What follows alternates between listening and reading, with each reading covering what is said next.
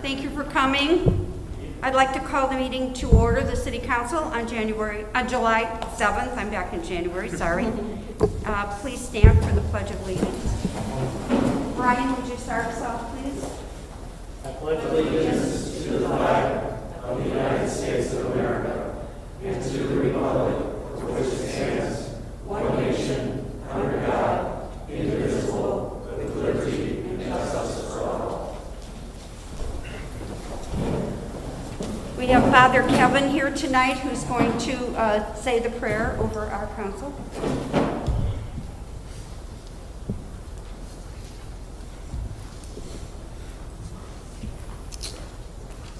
If we could bow our heads, please, as we pray for our city and its members, as we pray for our public officials and their service, as we pray for our council and our mayor. Dear God, as we gather in this space, may you shower your blessings upon all gathered here and prepare our hearts for the things that will be discussed.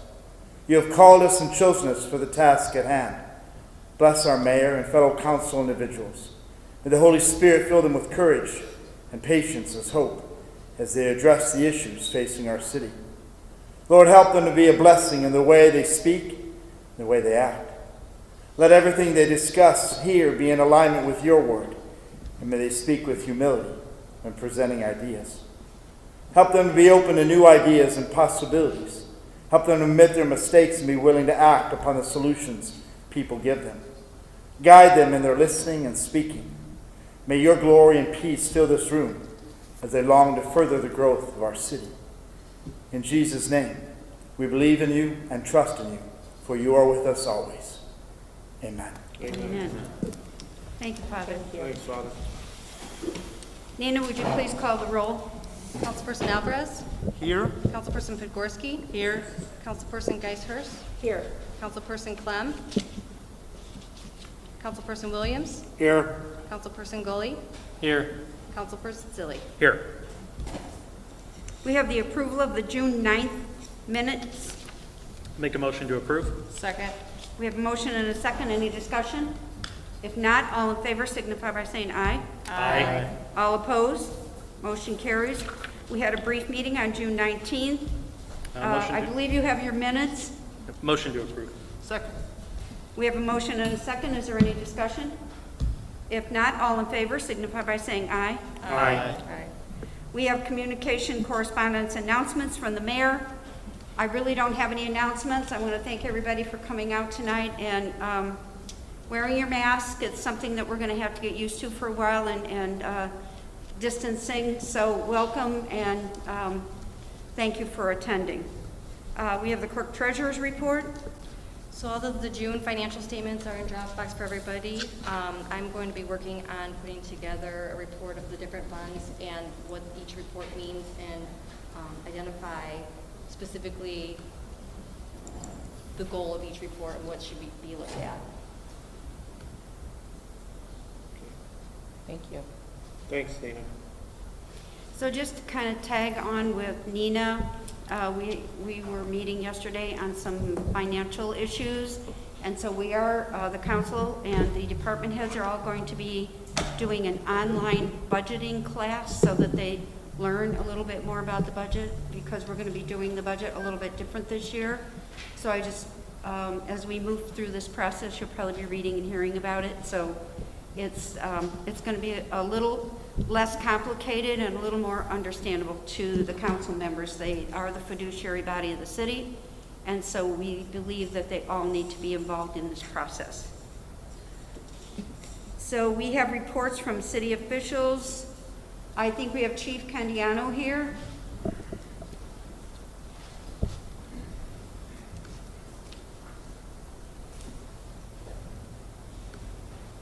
All right, good evening. Good evening. Chief. All right. It's weird. It's been a while since I think we've all been here, so I've been trying to send you guys out updates, by email and stuff. So I think for the most part, you've kind of been in touch with what's been going on with us. So for the last month or so, though, I'll give you a couple things here. We got 2 officers in our FTO program, which I've kind of been updating you as we've gone. They've been in there for a while, and they are soon to be released. So that's excellent. It's kind of hard training with all the COVID and things. You know, it's just been so weird for everybody. But we've got these 2 that have about made it through their training. They should be released pretty soon. So pretty excited about that. I wanted to make an announcement. A lot of the stuff too we put on Facebook, but I'm going to reiterate some of that. So Lieutenant Nick Grinovich will be retiring this week after 37 years of service. That's a long darn time to be doing this job. So we appreciate all the work that he's done for the city, and wish him luck and good wishes in his future. So that being said, we are planning to hire an officer to replace him, and hopefully we will have them starting in the academy in August. So should keep us at our normal level of officers. Ahead of a promotion that's kind of happened due to the lieutenant leaving, so Eric Getz has been promoted to corporal. Eric's been with us for probably 14, 15 years, something like that. So he was promoted to corporal a little over a month ago. And then real quick on our stats, I put them on Facebook. Did most of you guys were you able to see most of that we put out? Okay. So, in the era of transparency that we're stepping into more, we're trying to really get a little bit more thorough in the stuff that we're putting out so people can really understand what we're doing. So we're going to try to do that every month, breakdown of calls and such, break down the arrests and some different things. And we'll probably keep looking at it and see what other information there is to get out there so that you all, the public, know kind of what's going on in the city. So for June, we had 2,906 total incidents, which shakes out to about 97 incidents a day. So this holiday weekend, it was hot. The 4th of July was on a weekend, so we actually had 339 calls this weekend, so quite an uptick in calls. However, I would like to report that there weren't any major instances. I don't recall seeing any major injuries from fireworks, nothing terrible, just a lot of your normal every day. It's hot weather and people are hanging out calls, so we can live with that. Like I said, we put this out there. We kind of ran through, a lot of our calls come from, disturbances, verbal disturbances, fights, crashes, a lot of suspicious incident calls, abandoned vehicles, things like that. Theft and shoplifting is always a problem. That's still an issue out there, and a lot of well-being checks. Some of that comes with being in the times we are, where people are concerned about, family members that they haven't seen in a while and stuff. But we did 96 of those last month, so that's a high number. But like I said, a lot of that stems from people being concerned about, what's going on in the world. So as of last month, incidents that resulted in arrests, there were 48 of them. Like I said, there's all kinds of information out there about, what the police are and aren't doing. So that's one of the reasons we want to share this. So that breaks down to about 1.8% of our calls resulted in arrests. So, and then, however, then the kind of the concerning thing for me, which seems to be a trend, which I think I've spoken to some of you about, is the this trend of non-Portage residents that we're finding, that we're having to deal with and make arrests for it. So there were 23 out of those, out of the 48 incidents that we had arrested. 23 of them were not from the city. A lot of them were from, miles and miles away. So I think some of that stems from the fact that other, areas are shut down. I think some of that is a byproduct of the fact that we have 2 major highways that run through our area, that a lot of our retail places have stayed open. But that's something that we're struggling with. So I guess the only other couple things I got are, obviously there's been a couple high-profile events that have happened in the city in the last couple weeks. I just want to reassure everybody that Portage is safe. We've really been trying to be more transparent. Unfortunately, with more transparency comes, you read about more things that happen. That's part of it, Part of it is the information's out there. We're trying to share with you all the little things that happen, so obviously you're going to read about them. I would judge that most of you are probably not affected by really any of these incidents, other than the fact that you learned about it through the paper and through Facebook and things. So I just want to reiterate that the city is still safe. It's just we've had some incidents and we're working our way through those. An update on the incident today: we believe it is an isolated incident that stems from some type of a domestic relationship. Don't think there's any threat to the city, and we're still working our way through that. So, questions? We think you're doing a great job. Great job. Fantastic, thank you. All right. Thank you, Chief. Good job, Mike. So I think our street department, Randy is here tonight, Randy and Darren.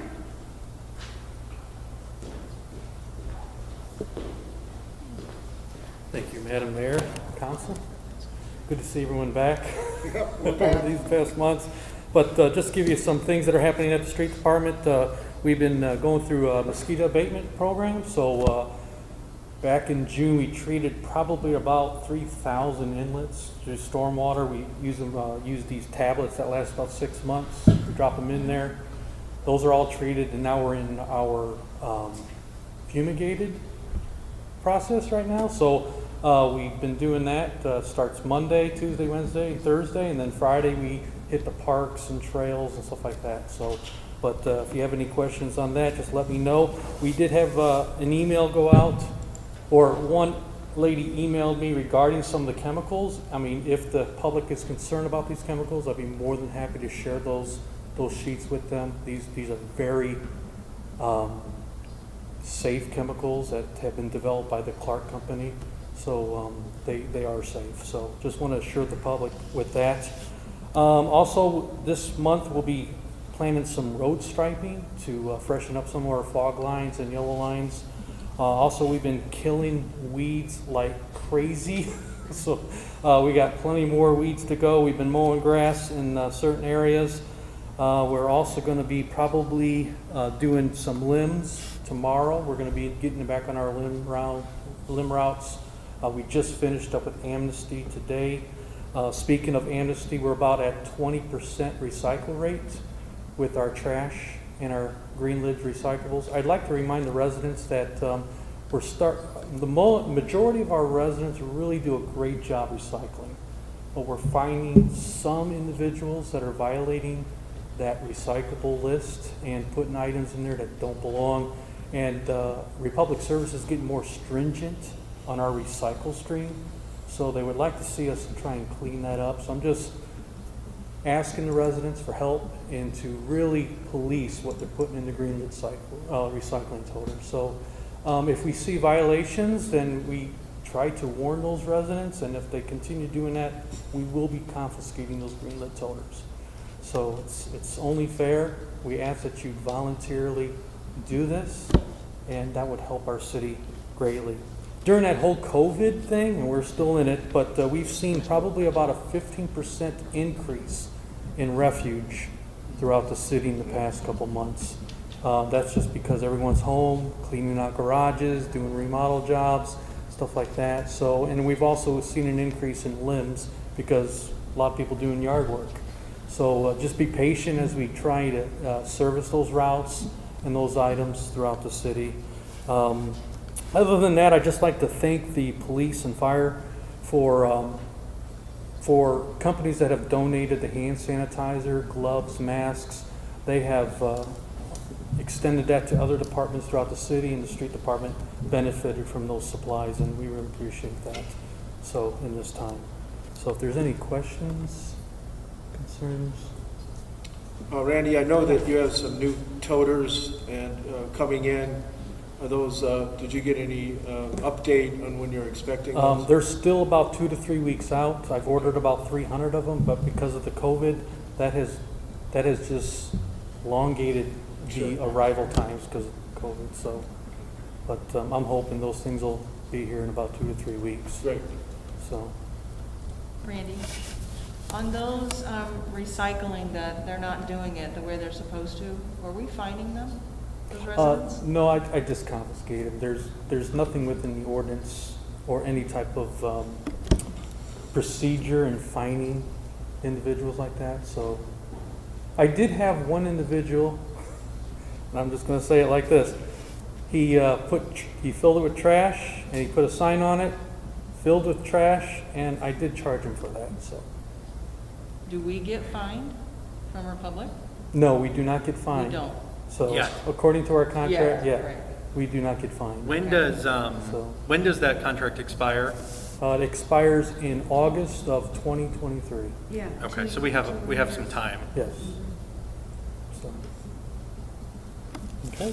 So Randy, maybe, again, we can post it on the city page of what is allowed and what isn't allowed. Yes, we do have a list on our And then when Facebook. people put things in their recyclable toter, do you give them a piece of paper that says, you know, that's not allowed, or that you feel that they know it? I know that you've had, some of the toters are filled with grass, and we Yes. know that that can't be put in there. Yes, we do contact those residents. Thank you, Randy. Great job. Okay. Thank you, sir. Great job. Randy. Thank you, Randy. Yeah. You may, sir. Mayor, City Council, you've been trying to introduce me for many, many times, and then COVID hit. I'm Darren Dodge, Assistant Superintendent. I'm up here because I want to talk with the residents about safety. I'm adamant about safety. I came off that toll road. I've seen death. I've seen many accidents and stuff. We're getting set to start crack sealing, paint striping. So we're going to be out there, and I asked the residents, pay attention to these arrow boards, pay attention to everybody around you. You know, we have speed limits for a reason, and we've reduced speed limits on, we call them attenuators. All right, they're barriers on the back of the trucks, so everybody can slow down. All right, the lives are very important to me, and as a matter of fact, I had another, because I've been there for 12 years on the toll road, another guy I worked with just got killed. He got ran over while cleaning off the side of the road. Got ran over and the car flipped over and stuff. So this safety is very important to me with the guys. So I just wanted to put that out to the residents. Be aware. Okay, thank you. Thank you, Darren. Thank you, Darren. We agree. AJ? Good to be back, everyone. Hello, AJ. How are you doing? I'm okay. Good. I apologize for getting the department report to you late. You should have got it about a half hour ago in your email. Had some issues today, but we were able to get them resolved and get that to you. I do have hard copies if you don't have access. I guess briefly I'll just touch on a couple of the highlights. I know for a long time everybody's been talking about holding meetings at City Hall, even though this would probably be tough to do there wherever we would be. So a selection committee made up of city staff and members of the redevelopment commission conducted interviews for architectural services.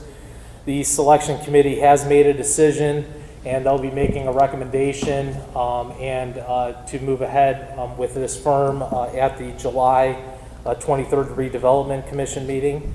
So that's a bit of good news. The delivery of their first effort of work is 60 days. And we'll be able to have a better understanding of what it's going to take to make those changes to the former fire station at City Hall. A number of the other items on the report you've seen month in and month out, probably with subtle changes to each of them. One that is, I'm sure, of interest to many of you is the 2020 paving project. That project is underway. We continue work on Boulder, Swanson Road, and Dombey. There was a lot of work at Boulder and Dombey today, a lot of visible work, and that work will continue in the days to come. I think it's been mentioned way too many times. Mayor and I continue to have conversations about weeds and landscaping. We were able to move forward with Allen's Landscaping on the Chrisman Road planter box and medians at US 20 and Chrisman Road.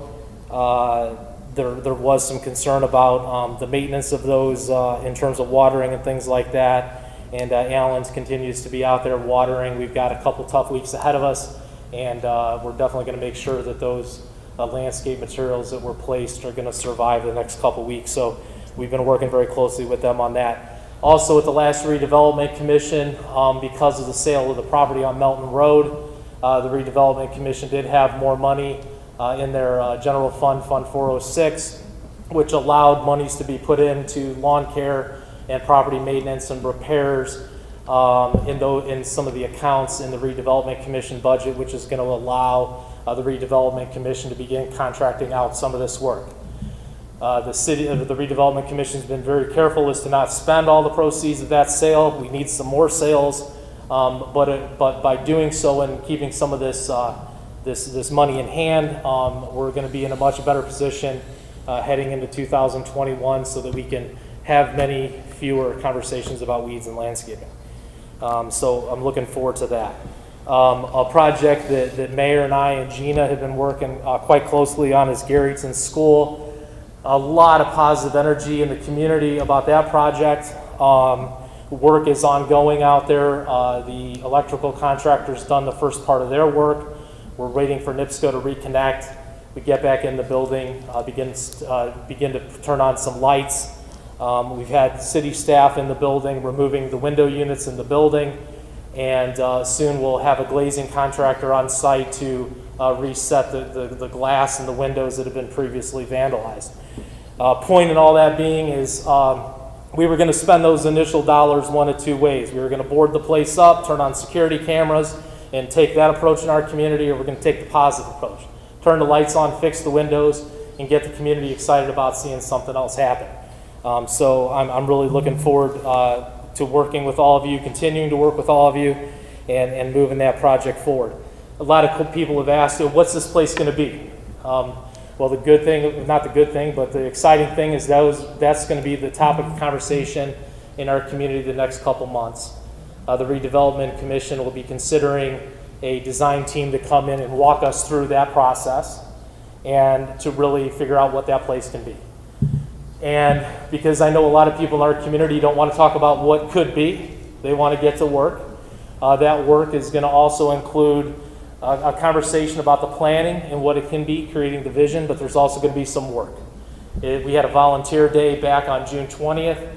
We had about 35 people show up, and we made significant impact in that property. My congratulations and thanks to all the people who were there and did help on that day. And I know there's another group that's ready to go do some stuff inside the building. Well, we got to get the lights on first so we can go in there and do some of the work inside. So I'm looking forward to that and the next steps. The Central Avenue or Willow Creek Road project is under construction. As you know, Walsh and Kelly has recently moved operations from the east side of Willow Creek Road to the west side.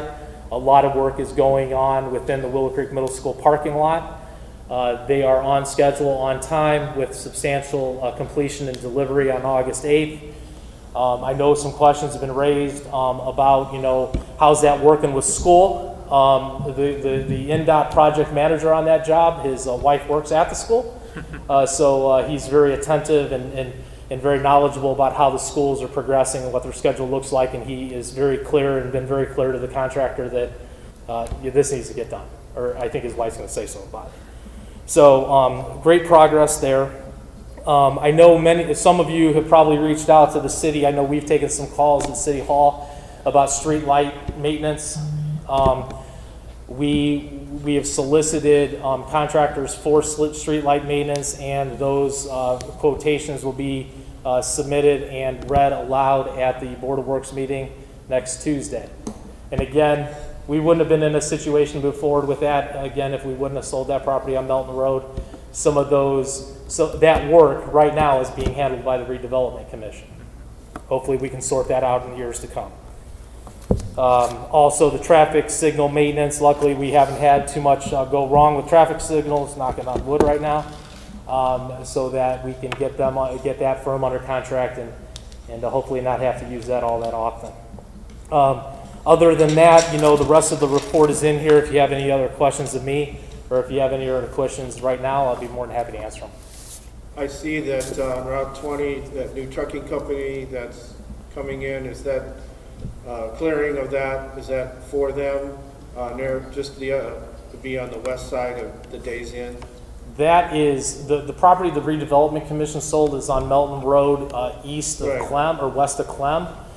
This is interstate. That is a different, the city of Portage didn't have any involvement in that transaction, minus the approvals of subdivision and soon site plan. AJ, on the City Hall remodel, I know it from the RDC, but maybe can you walk the council through what the actual scope of that work would be? Yes, sir. There's been a lot of questions of what is it going to take. the members of the redevelopment commission know that we're likely going to be cash flowing this project. And so, and there's been a wide range of numbers thrown out there what ultimately this is going to cost. So the solicitation specifically wishes to take the schematic design set of plans to 30%. So these would be 30% plans for the former fire station portion of City Hall, and to develop a concept for what that would look like, and as well as a contractor's estimate, a contractor quality estimate, not a book that you pull off a shelf and say, here's what things will kind of cost. The architect was asked specifically to identify a local partner who could come up with that contractor quality estimate. The selection committee, that was a tough question that they asked of all the architectural firms that were submitted, and because they understand how important that is. So the scope is 30% schematic design, a contractor quality estimate. It does include some conceptual renderings of what the space can be, and we're probably going to use the rendering of the council space likely is the rendering that's going to be used, because the rest of the building really is going to be restrooms and possibly a couple offices. So the big splash in the space is probably going to be the council chambers that are proposed in the old bay of the fire station. Thank you. You're welcome. Thank you for asking the question. Thank you, AJ. Thank you. And thanks for your work at the Garrison. Gina, I know that our District 1 council person, Gina, has been very instrumental in working on that Garrison. It's kind of a pet project with her. And so do you have anything you want to say about the project, Gina? I think you covered a lot of it. Was very, very thankful to see the people that showed up to help that day, and just the community itself being so excited about it and offering how can they help and so forth. It's exciting to see. So if anybody hasn't been by there, I would invite you to drive by Garrison School. It was kind of an eyesore, and there have been people planting flowers. It's really been cleaned up, and it looks really nice, and there's a lot of wonderful thoughts that are going around about what that could be. When we came into office, the plan was to demolish it, and the bid was like $485,000, and we didn't have that money, so we've taken a different route. I'm very happy that Gina and the west side of the city is finally going to get some attention over there. It's going to be nice once it gets to where we really want it to be. Real quick. I'll share a story real quick with that day that we had the cleanup. There was all the volunteers. There is a lady that lives across the street, and she's been there for as long as I can even remember, and it was her 90th birthday that day, and all of the volunteers, we all went across the street and we sang happy birthday to her, and it was awesome and really cool to see how everybody's pulled together through this. So, thank you. AJ, I forgot to ask, do we have a tentative start date and end date for the Willow Creek Bypass project? Of any type, of any tentative dates? The segment between the toll road and Old Porter Road? Yeah. So the selection committee has made a selection. That scoring in that selection was recently sent to NDOT. We're currently working with that selected contractor, DLZ, on a contract. So when that design contract's complete, that'll be presented to the Board of Public Works and Safety for their consideration to move forward. We have secured a portion of the federal funding, moving some of the federal funding from the Samuelson Road project to that project. And now that business is starting to reconvene at NERC, the Northwest Indiana Regional Plan Commission, we're going to be going to one of their committees to continue the effort to move additional funds that were previously committed to the Samuelson Road project to the Willow Creek Road Bypass project. So we'll be working closely with the mayor to get us through the next couple of committees in NERC. I think we need to go to the Transportation Policy Committee and then ultimately we'll need to go to the full board for their consideration. But so far to date, we continue to get the support of NERC, the state of Indiana, in terms of moving these federal funds. And so I think the outcome is going to be positive for us, but we're continuing to work our way through that. So specifically your question, that's kind of the work that's going on in the short term. The dollars that have been allocated for that project are fiscal year 21, which began 2 days ago, or 6 days ago. So those monies need to be spent in 2021. So we've got a lot of work ahead of us to get that project under construction.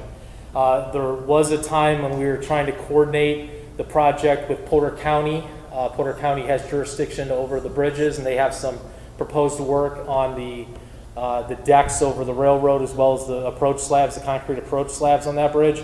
I don't think we're going to roll it into one contract. It looks like it's going to be better to separate the contracts and then coordinate the construction schedule between those two contracts. Okay, thank So you. the intention would be next year. Thank you. You're welcome. Thanks, AJ. So our attorney, Dan, do you have anything you'd like to report to the council? Not so much, Your Honor, just that, Madam Mayor, just that we are starting into contract negotiations with our... Would you like to step to the mic, Dan, because we're so far apart now? I think the people on the far end, if you... I can holler. We want to see you.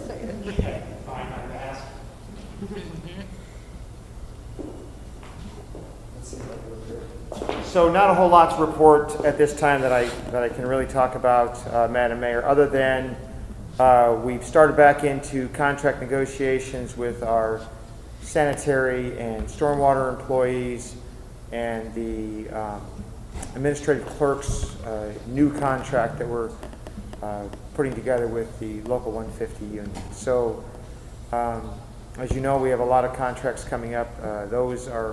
Two of those are in Evergreen right now, and we're trying to put those back together, get them back on track. But then we've got the police contract and others coming right around the corner. So a lot to do, lots of employee issues to discuss. Other than that, kind of fielding a lot of questions and changes due to this COVID and trying to run our city, and certainly from my part, the legal department, as courts start opening back up, and trying to get some of our cases moving along again that the city's involved in. So really that's all I've got to say at this point. If anyone has any questions, I'm happy to field them. I know one of the things, Dan, that people ask me a lot is the sport resort issue. Could you kind of brief the council on what's happening with that property? Sure. So some I can talk about, some of it I probably shouldn't at this point, but just to kind of let everybody know, lots has happened in that case. We're currently sitting at the threshold of a oral argument on a foreclosure action. The buyer up there has been in default, as you know, for many years. That foreclosure action has been stayed or delayed several times before my time as city attorney due to multiple bankruptcy filings by the entity that was developing up there. As it stands now, after many legal wranglings and infighting amongst the partners of that company, the court has appointed a court-ordered receiver to manage that property. So in my recent conversations with the receiver, he is continuing to market that property for perhaps another purchaser that he would have to bring to us for our approval as the city, so they can't sort of shove somebody down our throats. And I've expressed to the receiver that whatever he finds out there on the horizon has to meet with, the plans for the city and go through the whole approval process, just like anybody else would. Correct me if I'm wrong, that's a planned unit development, so the only thing that can be built there right now is the sport resort, that is the PUD, right? Yes, but that PUD approval has long expired. Is So, it? Okay. yeah, so whoever comes to the table, and we've had lots of meetings, AJ, the mayor, myself, talking about that very thing, but that's a great question. This has just been lingering so long Right. that just about everything, and everything's changed up there. I mean, the whole makeup of the area has changed a little bit. So as that moves forward, I know that's a big fish in the pond. I'll keep everybody posted as we as we get through this briar patch called legal system. And other than that, just dealing with employee issues and keeping the wheels turning. I want to thank you, Dan. You've helped guide us through some tough COVID stuff these last few months and what we can do at meetings, how we have to hold meetings. So I want to thank you for all your work on this. I know it's been a lot of long hours and answering a lot of questions for us. So Appreciate that, Councilman Zilli. Yeah, it's been a long, strange trip so far. So we'll get through it. Any other Does questions? anybody? Attorney Whitten, I would just like, I want to maybe move ahead a little bit in the agenda, if I Yes. may, Mayor, since he's at the podium.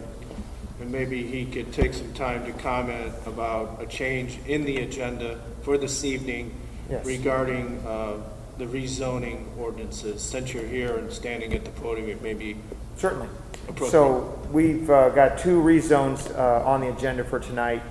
I think it's ordinance 2005 and 2006, if memory serves. But Yeah. in any case, we want to take some public comment. There was some concern. I didn't know how many folks would show up tonight, and if we'd have folks stop at the door that wouldn't be able to give public comment. I know it's the desire of the council to hear the input from the public. I understand the Planning Commission had their Planning Commission public hearing, but I know that also, since these are very important, rezones are always very important. They have a lot of implications, a lot of concerns, a lot of things going on with them. So, armed with the knowledge that we didn't know how many folks would be able to not get into the meeting tonight, in discussions with the council and Council President Williams, thought to set these over for a special meeting where we just deal with these two, maybe a larger venue, and allow the public to make their comments, and so we can move forward. And we're contemplating a special meeting so that as not to compromise or delay the process. And I know Attorney Todd is here for his client, and I've talked to Karen Talley, the attorney for the other client, other petitioner. So that won't delay them. So if we have something in a couple of weeks, we can still go forward with second reading and kind of move forward. Thank you, Attorney Whitten. Yeah, and we will contemplate that date. We'll discuss that this evening and hopefully get that set. And then at our August meeting, our regular meeting, we will have the second reading of those ordinances. So at the special meeting will be the first reading, and then we'll take public input and comment, and then those ordinances, 2005 and 2006, will be brought up at our August meeting as a second reading. And I think it's important to note, just to the public, that some of the comments that I think, because I weighed in and listened to a lot of what happened at the Planning Commission, some of the concerns, some things I've been asked and seen, and I never go to social media anymore, it scares me, but some things on social media. It's important for folks to understand that the rezone doesn't magically sort of push the petitioner to breaking ground and putting brick to mortar. That just gets them to the next phase of the operations, a multiple step process. They still have to go through the whole primary plat approval. They have to go, if there's variances required, they have to meet the variance criteria. They still have to conform to our stormwater ordinances, and all that stuff is yet to come. So I didn't want the public to think that just because something is rezoned, and one of these is a down zone, actually. So that begs the question of the concerns. But that doesn't change the process at all. This is just kind of putting them to the next stage of the operation. Well, I think our intent here was to make sure that we as a council, the people we represent, that we gather the information that we need, and to make sure that the public indeed has the opportunity to weigh in. So our intent is to move the meeting downstairs where we have more room. So we're working on those logistics to make that happen. Great. do we want to go ahead and schedule a meeting, Scott? Do we want to set a meeting? Yeah, I was looking at July 21st, which would be 2 weeks from tonight at 6:30. And Oakwood is available. I confirmed with Lori, so Oakwood's available for Yeah, that. so let's shoot for July 21st at 6:30. If anybody has a problem with that or conflict, let me know right away, and we'll look at an alternative date. Todd, I'll let you know if anything changes. and I'll keep in touch with Karen Talley. Any other questions? Nope. Thank you for that So since we explanation. hopped off of that, Attorney Witten, do we need to have a motion to table to July 21st? Can we? Wouldn't hurt. Okay. I'll make a motion to I'll table. second it. Are you tabling both or individually? Both. Okay. We have a motion and a second. Is there any further discussion? If not, Nina, call the roll, please. Councilperson Alvarez? No? Councilperson Pitgorski? Yes? Councilperson Geishurst? Yes. Councilperson Williams? Yes. Councilperson Gully? Yes. Councilperson Zilli? Yes. We have reports from standing committees. Do any of the standing committees? I was just going to say, we plan to schedule an ordinance meeting this month. We haven't been able to meet because of remote meetings. We didn't want to do committee meetings remotely. So I know Dan and Stacy, the assistant city attorney, have some ordinance changes they want to make just to update the state law that has changed. So we're going to consider those at the ordinance committee. So I'm going to get with Brian and Pat and get that scheduled for sometime this month in hopes of bringing some ordinances to the council August and September to get a few things changed. Is there any other, Deb, do you have any budget? I think you covered it. When we get together Okay, with Baker Tilly, then we'll have more to talk about. okay. We had a question in the corner there, Yeah. Madam Mayor. I'm not sure. Yes. Yeah, the July 21st meeting, what will be addressing? I can't hear anything she's saying. Issue? Yes. Those two ordinances, yes. I'd like to say something. Well, we'll give you an opportunity, if it's okay, at the end of the meeting for public input. Thank you. Yes. Okay, we have unfinished business. We have none. New business, resolution of the 2016 holiday properties tax abatement. Scott? Ferdinand, would you take that, please? Yes, Mr. President, thank you. Resolution number 20-16. Whereas the Portage Common Council wishes to encourage and foster economic development within the city of Portage, and whereas the Portage Common Council adopted Ordinance 16-13, evidencing its desire to allow tax abatement benefits to a community of properties located within the previously designated economic development target area, and, whereas Holiday Properties has submitted its statement of benefits dated 5/27/2020 to the Common Council. Now, therefore, the Portage Common Council finds that the estimate of the value of the redevelopment is reasonable for projects of that nature. Other benefits about which information was requested are benefits which could reasonably be expected to result from the proposed redevelopment. The totality of benefits to be derived from the proposed redevelopment is sufficient to justify the deduction sought by the applicant. Be it resolved that the Portage Common Council approves the statement of benefits submitted by Holiday Properties as follows. Real estate improvements listed in the statement of benefits are approved for tax abatement for a period of 5 years.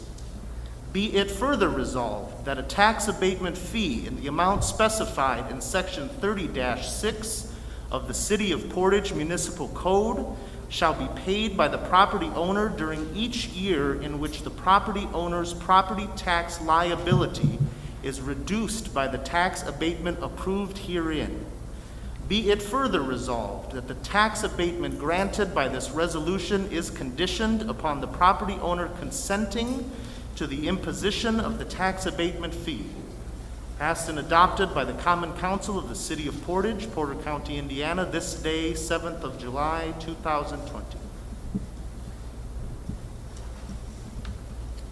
So before we vote, I think, Scott, we would like someone from Holiday to... Now, do we need a motion first? We need a motion, I think, to make a decision on this, and then we can get a second, and then we can hear from Holiday Properties. I think we have a couple people here to speak to that. So I make a motion to adopt the resolution number 2016 for tax abatement for holiday properties as stated in the resolution. We have a second to that motion. Ferdinand seconded. Ferdinand, I'm sorry, I Second. didn't hear you, too far away. We have a motion and a second, so would someone from Holiday, Mike, are you here? Amy?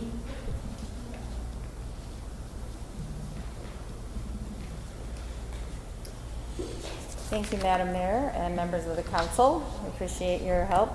As you know, Holiday Properties and the City of Portage have had a great partnership for many, many years and done a great deal of development together. And this proposed diversity building is a 52,900 square foot space building directly to the east of Dairy Queen in the Ameriplex at the Port Complex. The building will hold 1 to 6 tenants.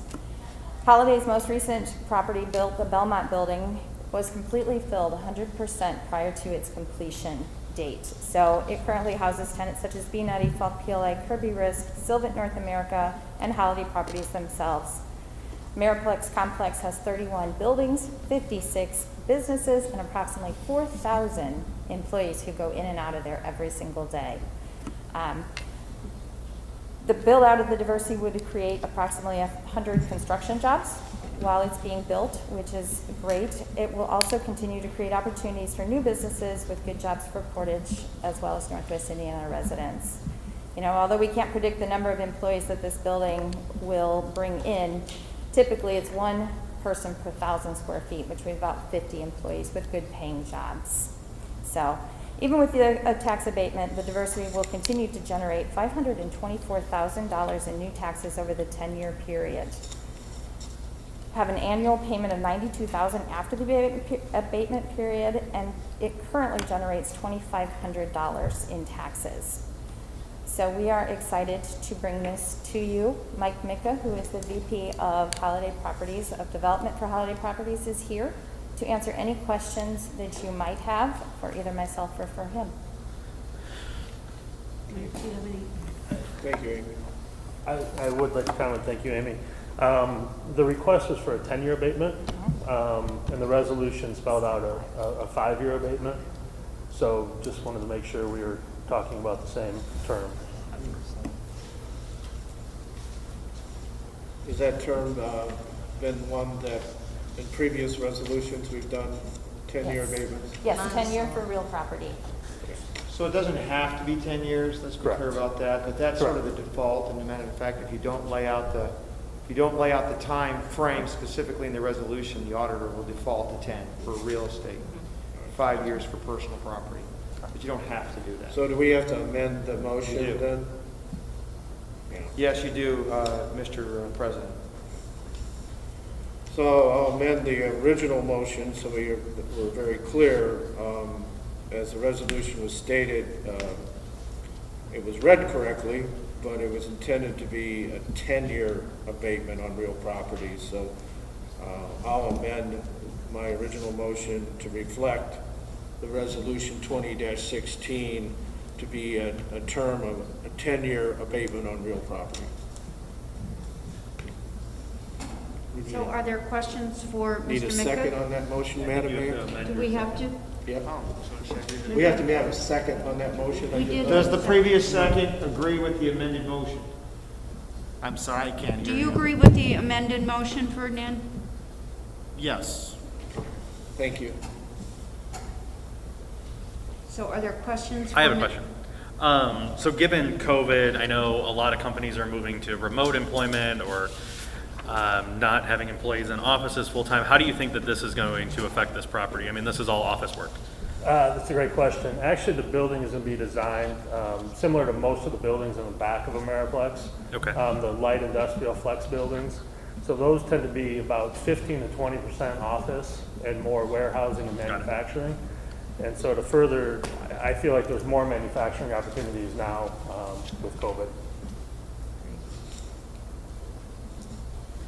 Thank you. Thank you. Yeah, I'd just like to add that, as we all know, Holiday Properties has been a tremendous asset and a great partner in the community. We appreciate you being here. We appreciate what you've done with Ameriplex and developing that whole complex and what you've done downtown and your investment. So, with that track record, I think it makes all the sense in the world to continue to offer you this abatement. And all I'll say, in your letter, I appreciate that you say it's important to understand that the tax abatement is a direct savings that's passed on to the tenants. I'm glad that the tax abatement is passed on to the tenants and not kept with the landlord. Thank you. I appreciate that to attract business. And another question I had is, will the construction be union labor? Have you guys usually used union labor in the past, correct? Yes. Yeah. The answer to both of those questions is yes. Sometimes when we do a tenant build-out to finish work, we don't always control that, but Yeah. it's going to be union labor. Correct. Okay.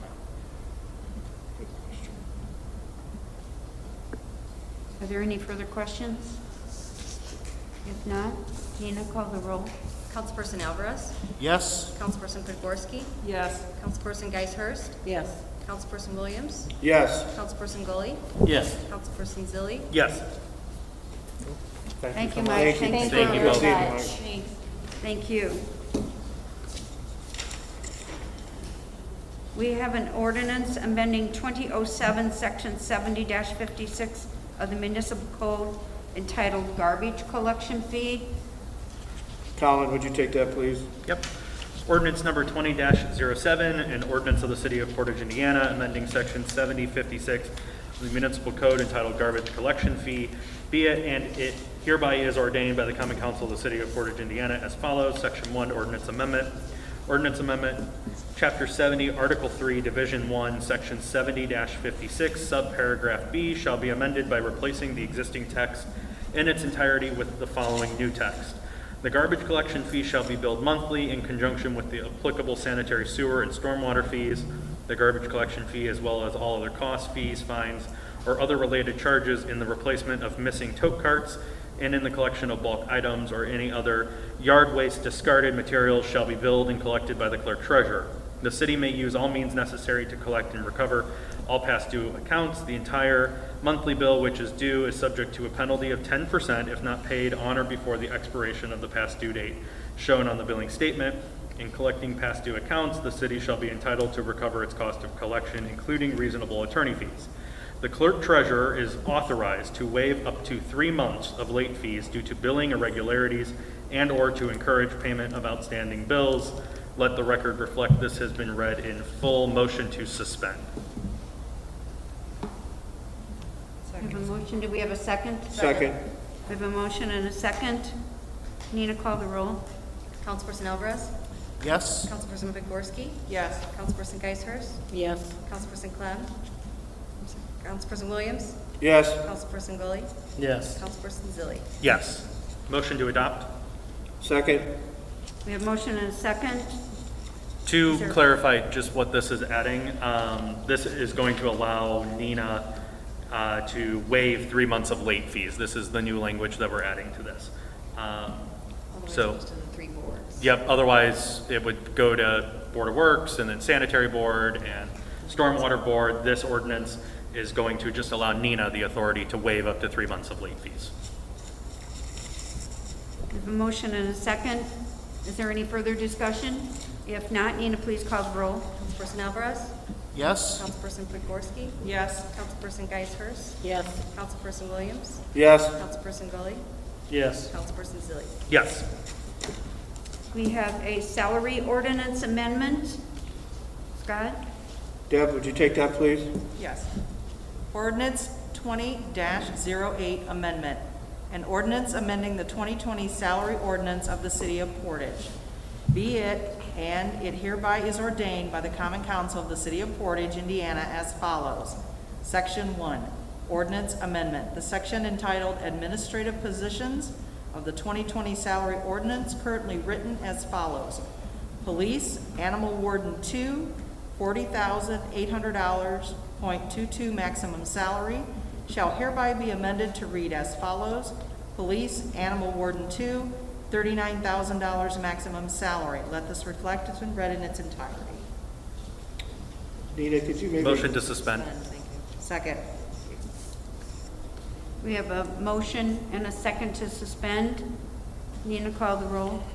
Councilperson Alvarez? Yes? Councilperson Pitgorski? Yes. Councilperson Geishers? Yes. Councilperson Williams? Yes. Councilperson Gully? Yes. Councilperson Zilli? Yes. Motion to adopt? Second.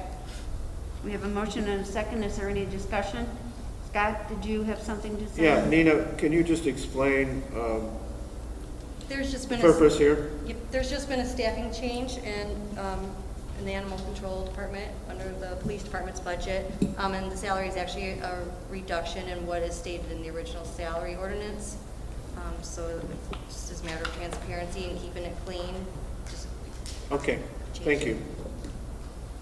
Is there any further discussion? If not, Nina, please call the roll. Councilperson Alvarez? Yes? Councilperson Pitgorski? Yes. Councilperson Geishers? Yes. Councilperson Williams? Yes. Councilperson Gully? Yes. Councilperson Zilli? Yes. At this time, we will entertain comments from the public. We ask that if you want to make a comment, you step up to the microphone. Please state your name and address and try to limit to 2 to 3 minutes if possible.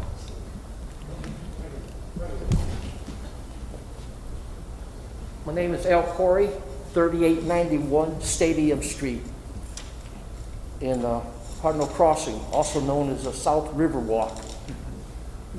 Now, we were told we can come here and ask questions about the flooding.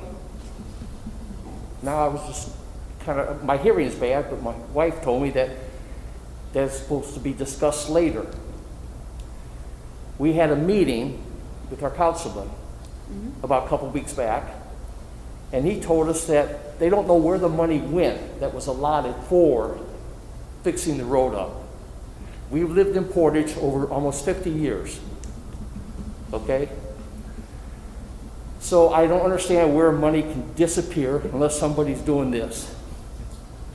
Now I want somebody to tell me if they know what is the story on Willow Creek. We were told the city and the county is supposed to fix it.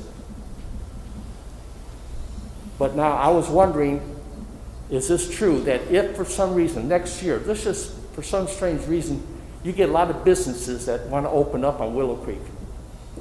It's their responsibility to take care of the flooding in their particular area, drainage ditches, stuff like that, retention ponds, that would probably help the flooding. So are we waiting for businesses to open up so you guys don't have to spend the money? What is the problem with Willow Creek? That's all. So Dan, do you want to respond to that?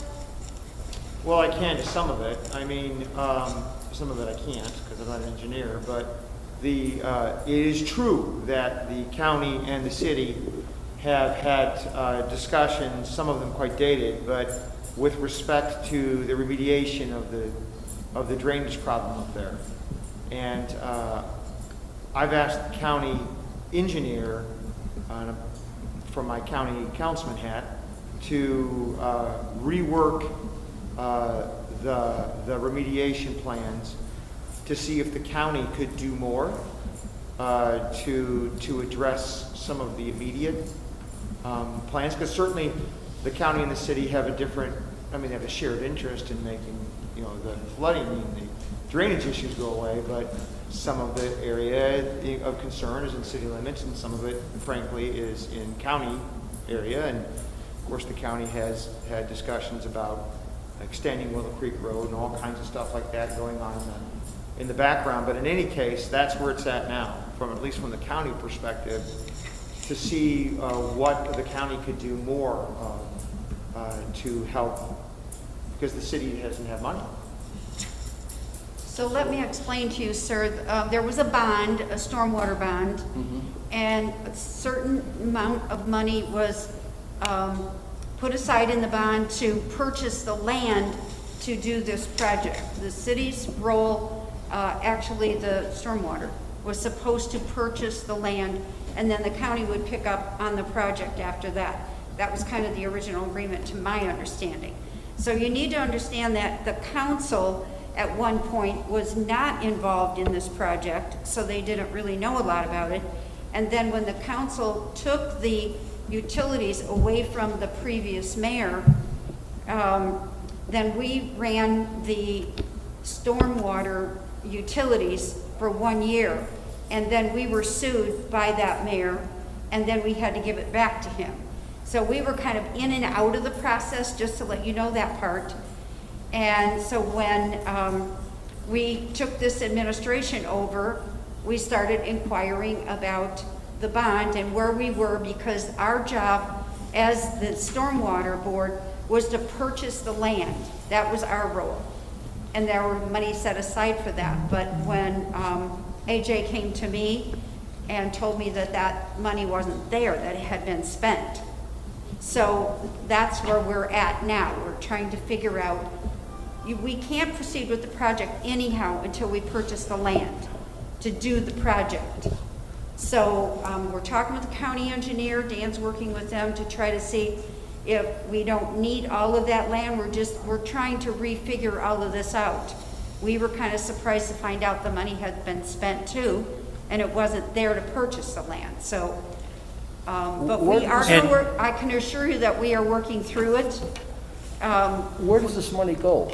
Well, we don't. We're still trying to get a handle on where that went. Well, Madam Mayor, there. About 8 people here. We can no, talk about. These people had nothing to do with it because. Oh, Snyder. That's right, Snyder. It was the stormwater Snyder took board. And you'll remember when we passed the bond, it was a $10 million bond. I believe $2 million was dedicated to City Hall remodeling. Mm-hmm. That obviously hasn't happened because that $2 million was spent as well. The biosolids pad in the original bond, I think, was budgeted at 1.5. And when we ended up doing it, it was at 3.5 million. So that 2 million got ate up in one additional Yes. project that was way under Exceeded. Well, let me under ask you one budgeted. question. So then I believe What's going to get done first? The extension of Willow Creek, which the city wants, right? No. Extension? I personally don't want an extension of Well, Willow what Creek. I'm saying, will the extension get done, or will the road get fixed for the flooding? The extension, that's, the city has nothing to do with No, that. That's not that's out city. of the city City limits. limits end right after North Shore. The So let me extension just would say be the this, county. let me just clarify one thing.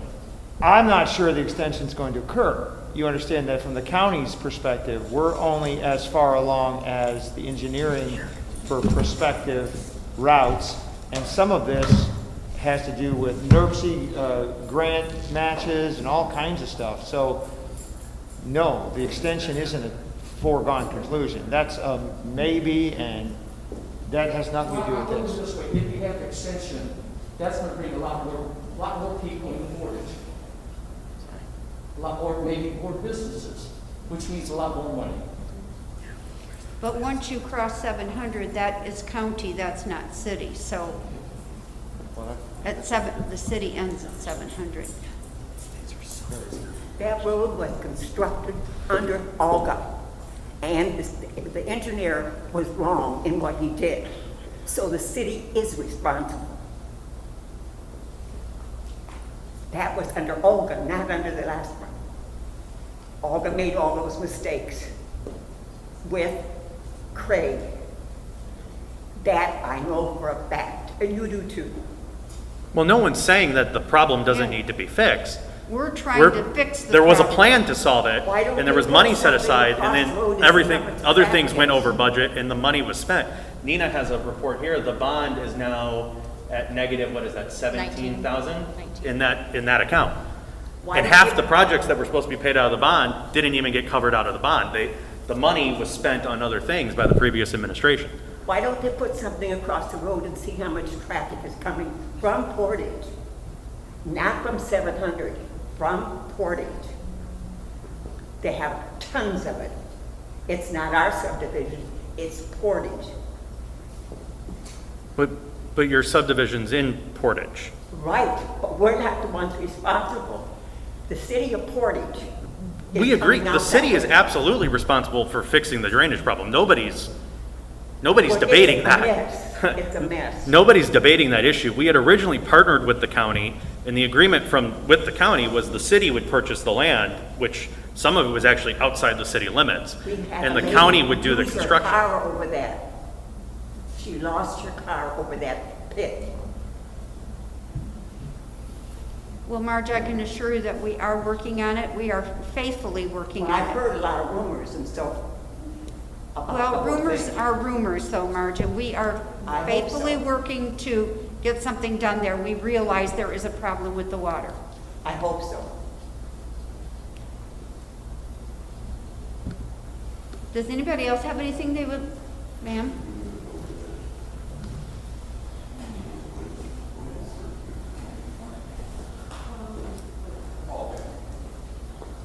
Hi, my name's Irma Watts. I live on Ardmore, and this Willow Creek rezoning is going to affect my home.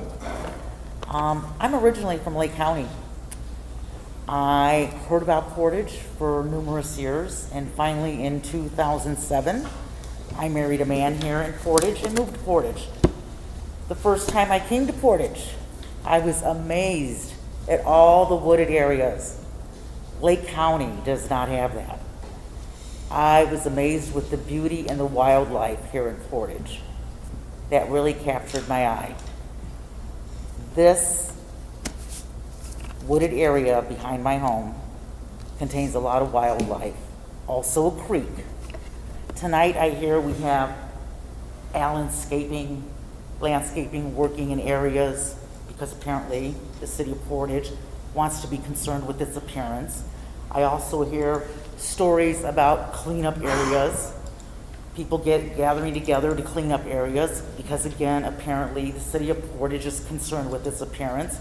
And now I hear of flooding, which this particular project may affect if it affects Willow Creek. Then I might have a flooding problem. So we have two issues here. We're affecting a beautiful wooded area that contains wildlife and the potential of having flooding in the future. So I am totally against this project. Thank you. So I hope that you know in 2 weeks we will have our... Yes, and I will be there. Okay. Thank you. Thank you. Sir?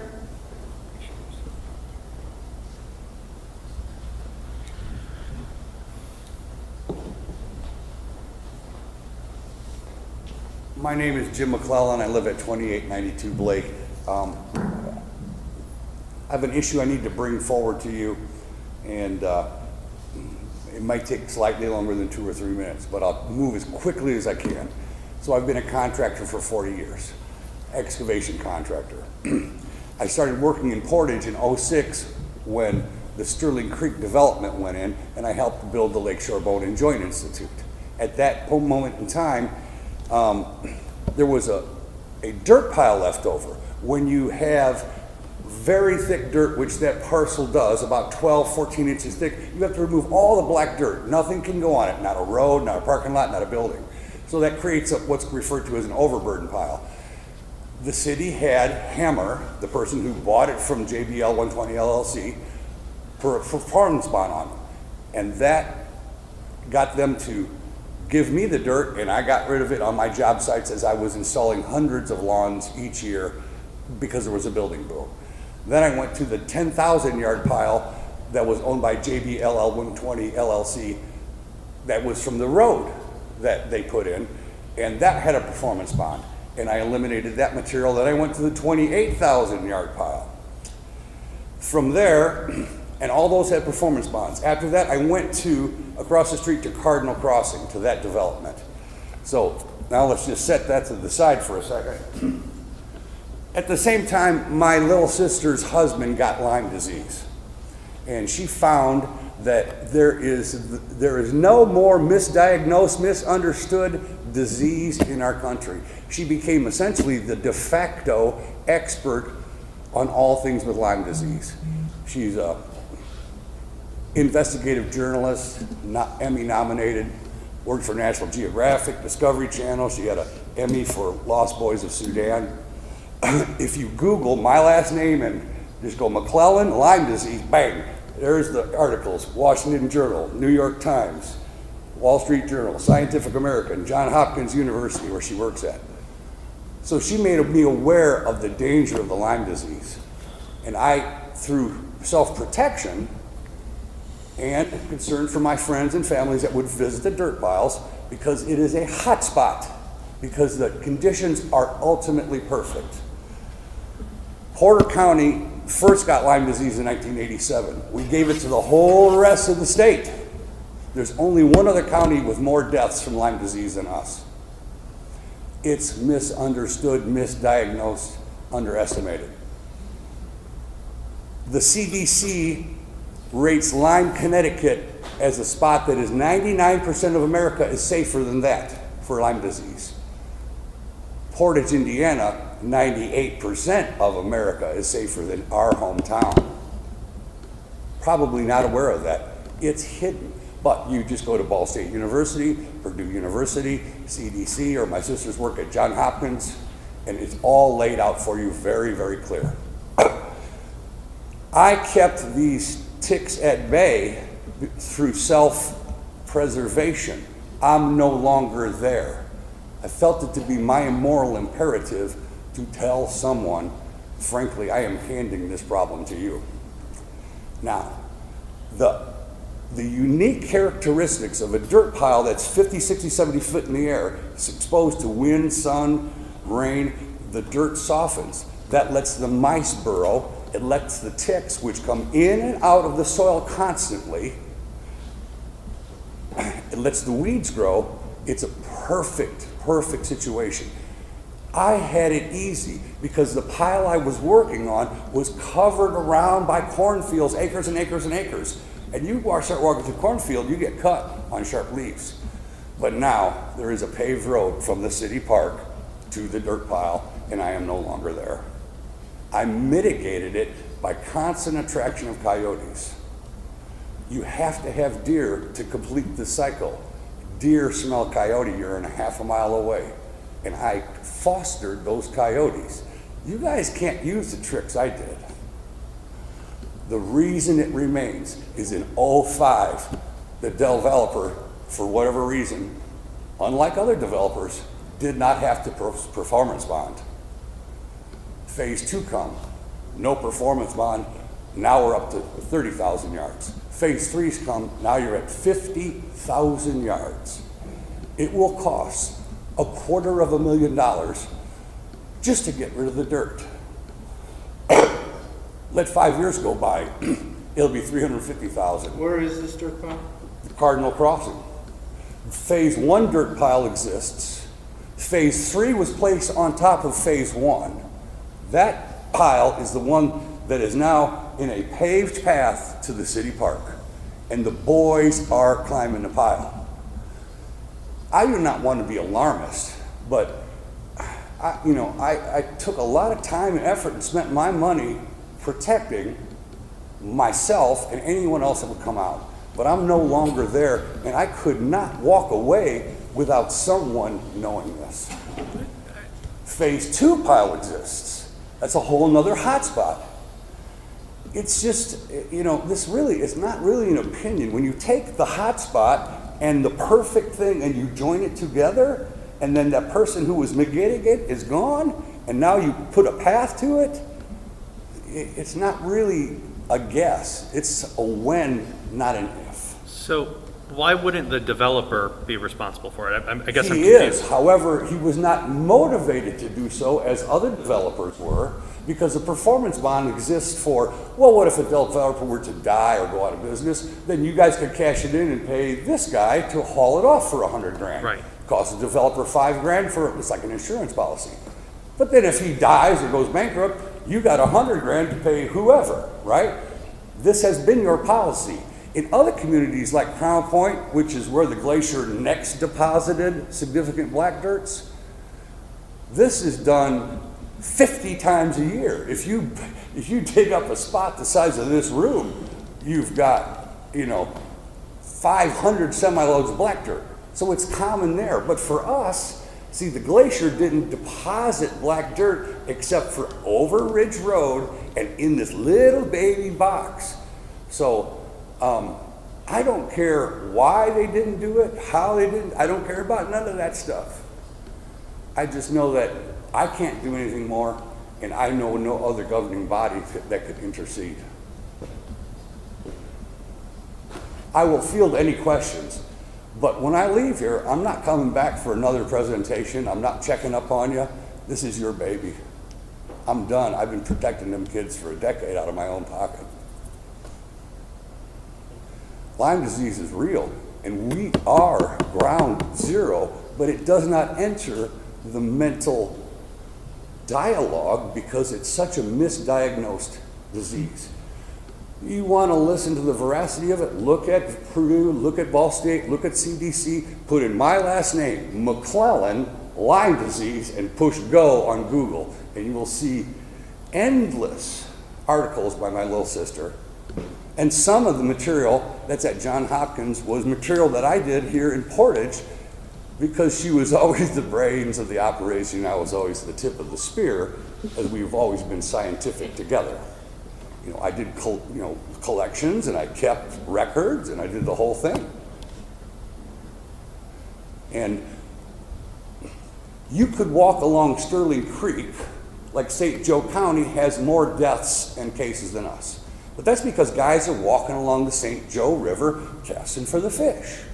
Now, if you walked along Sterling Creek all day long, you would have a couple of ticks on you.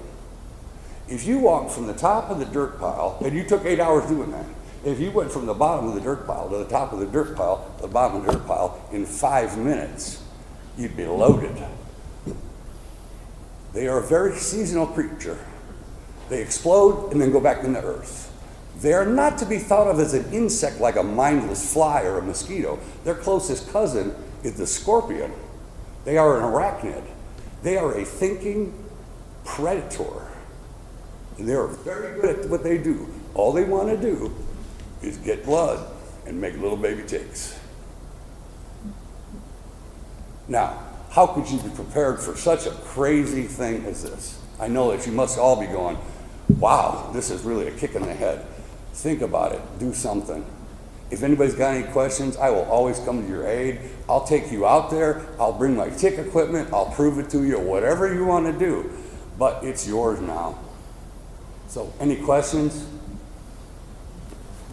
No, I think we're just kind of absorbing your Yes, information. It was it's a a lot lot. of information. I would hope that the more you investigate it, go to those sites, prove it to yourself. Don't take my word on anything. How do you spell your last name? M, small c, capital C, L-E-L-L-A-N. My little sister's name is Laura, but her pen name is Lori McClellan. And so go to Google, read all her articles, and just recognize the fact that, you know, this is not a kick on the medical community, but, you know, Lou Gehrig's disease was known as the faker's disease for 25 years before it became the Lou Gehrig's disease. Lyme disease is in this quasi-weird, nobody really knows, they're still not very good at it, and many people are diagnosed with lupus when they truly have Lyme, and on and on and on. So it's a very complex issue. We can't solve all of that stuff.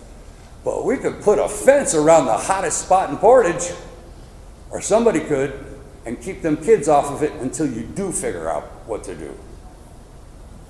Well, where is the dirt pile?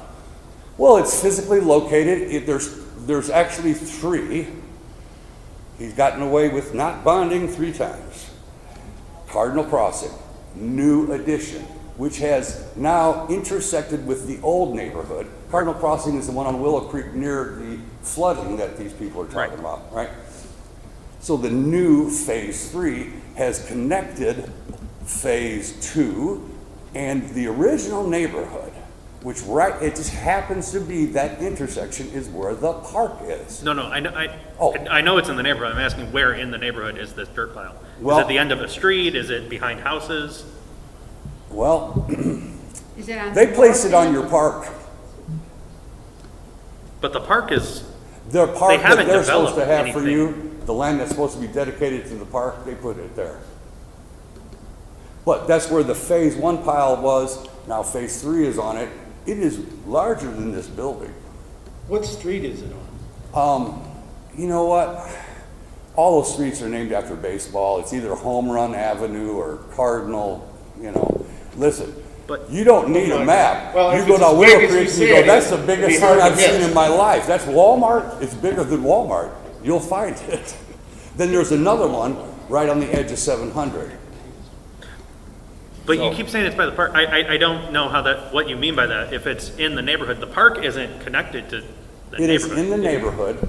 There is what I meant by the park was, I was told by the developers, this land is set aside for a park for the city, and that's where we're gonna put the overburden. Colin, they recently connected Cardinal Crossing into Brookview. Oh, did they? Oh, I didn't know they finished connected that it. road. So But it it's is not, you're not talking about the Brookview Park over on Kingman. The You're Brookview yes, Park. he's talking about Brookview The Park. dirt pile is here, and the Brookview Park is where the hot rods are sitting. Okay. And before, when I was there, the kids would have to cross through the cornfield, which is an uncomfortable walk. But now there's a paved path to it. We'll check it out. Okay, thank you. Thank you. Thank you. Thank you, sir. Does anyone else wish to speak? Hi, Bob. Hi, how are you? Good, how are you? Well, I'm hanging in there, like I say, just like a different world nowadays. Good to see you. Thank you. I wasn't gonna say nothing, I was just gonna sit, listen, and observe, but they brought up stormwater, and I wanted to bring up a problem in my neighborhood that's been going on for decades, since City of Portage changed from a town. They came through and put city sewers in, and eliminated drains, which is causing serious flooding. And where I live at is 3017 Wood Street, right off of Stone. Brian, you know the neighborhood. It actually was developed in the late 50s, early 60s by a contractor named John Sam, and the subdivision is called Peterson Woods. And initially, the subdivision is shaped in a horseshoe off of Stone Avenue, and initially, the developer had to put a drain at the end of the circle, or at the end of the horseshoe, and one at midpoint on both Peterson and Wood.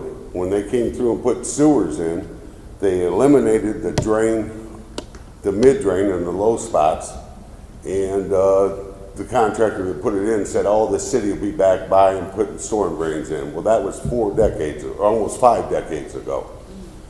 And I got outdoor space at my house that I've not been able to use for decades because of the flooding.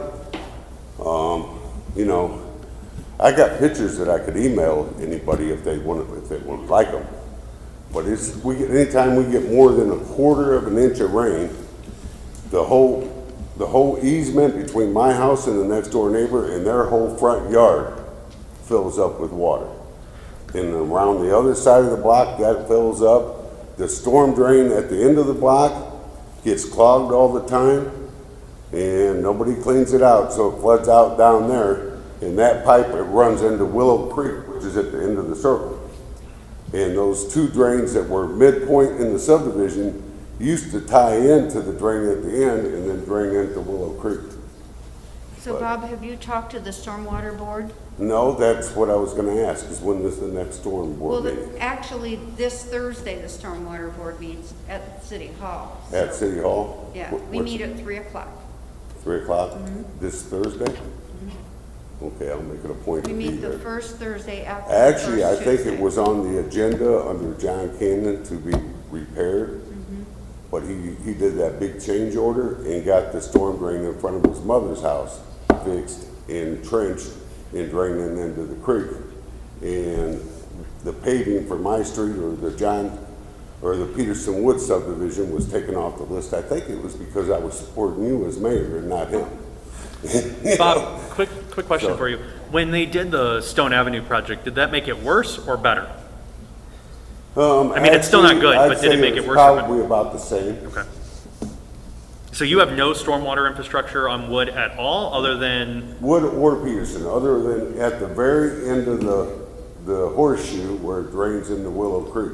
Yeah, and there's no curves or anything down there, it's just a drain on the edge of the road. Come to the Stormwater Board, because I think you need to get that on there. Well, I haven't been able to use my outdoor space when it rains for decades and I'm getting charged for the city's negligence, which I got a lot of neighbors that are upset about it too. So, but whatever we can get If done, you I'd have like to get it. pictures though, and I things, do have please bring pictures them that with you. if somebody can give me their email address, I'll email them to you. I mean, it is bad. It's ridiculous bad. I'll You know, give you mosquitoes mine. and ticks and everything, that all gets real bad when you got standing water. So, that's all. I'm not here to publicly embarrass anybody or anything like that, so I was just gonna sit, listen, and observe. Just bring your pictures on Thursday. If you can't come, I will message you and, All right, well, I can't print them in color, so that's if I fine. could email them to you and you could Okay. print them out, if that would work. all righty. All I'll right, send I you my just gotta email. get your email address. Bob, do you know the, whatever was planned, were they just paving? Were they adding stormwater infrastructure? Because I know you had mentioned that you were on the paving list, but do you know if that included any stormwater I infrastructure? think it probably did, but I'm not sure. But I know John Cannon was out to get me because I supported Mayor Lynch in the election. So, Okay, Bob, thank you. all right, thank you, and I'll see you Thursday. I'll see you And I hope- Thursday. Who do you want, Brian, you want me to send you the pictures via email? Yeah, Sue said she'd take your email and. Yeah, I'll give Because you she'll my be at the email. Okay, meeting. if I can get that at the end of the meeting, that'd be great. I'll give it to you, Bob. Thank you.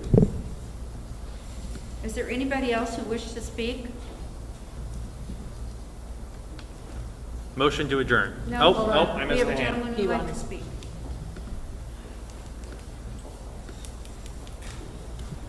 Yeah, my name is Richard Wheeland. I live at 5724 Ardmore, and like Irmo that spoke earlier about the rezoning on behind Ollie's over there. I just want to say that I just moved there 4 months ago, and what I like about it is the woods, the wetlands, and everything, and if they make changes to that, that's going to ruin our whole backyard and everything, and the animals that are there. But I just wanted to say that I was against that too. I know you're going to have another meeting in a couple of weeks, but I just wanted to state that.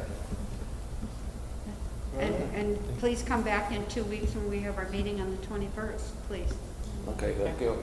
Speaking of that meeting, Dan, do we need to vote to set that, or can we just set it? No, you can just set it and have the clerk advertise. So Dan, doesn't this serve as notice if we're in a public meeting and announce it? Yeah, but we still want the Still clerk have to to- advertise, Okay. post it. Is there anybody else who would wish to speak? Are there any other matters to come before the board? If not, I will entertain a motion to adjourn. Motion to adjourn? Second. We have a motion and a second. All in favor, signify by Aye. saying aye. Aye. Thank you, everyone. Thank you, everyone, for coming.